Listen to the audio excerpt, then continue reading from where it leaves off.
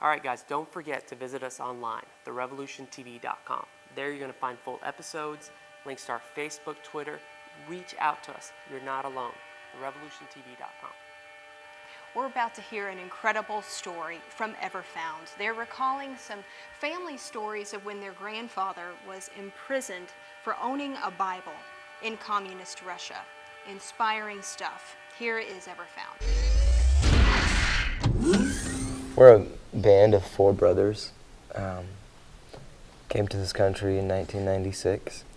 Our parents brought us over because there's the part of Russia, we're from the southwest and from a small town. Actually not very far from the border with Georgia and Chechnya and that whole really war-torn part. And they brought us over here because there's a lot of religious oppression. Not so much persecution by the time that we were, growing up, but there's a lot of oppression. There was not a lot of opportunity, and so our parents brought us over, and then the last few years, God has just poured these songs into us and given us the platform and the authority to travel across America. And next week we're going to Europe and just travel all over the place and share our heart and share our music, share our testimony. I feel like, especially in today's society, the youth is so pressured. There's a lot of, what was that? I heard a statistic where this is kind of dramatic, but in 1920 or in the 1930s, a person would know less through the whole lifetime than a single Sunday edition of the New York Times holds. So it's like the knowledge really exploded. You can go online and you can look up anything. And just living life, you get bombarded with so much stuff. And I think, if we can, like I said, speak God's truth, speak God's word, or point somebody in that direction.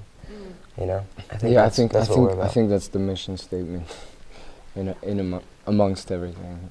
I think the biggest thing to me that God has revealed to me lately is just we are made in His image, and our bodies are His temple. If you're a believer, you know what I mean? And I think the enemy is just trying to find different ways to destroy that. And he has a problem with God, and you're just the instrument that he is using to get to God, because we're made in His image, in God's image. And so, you know what I mean?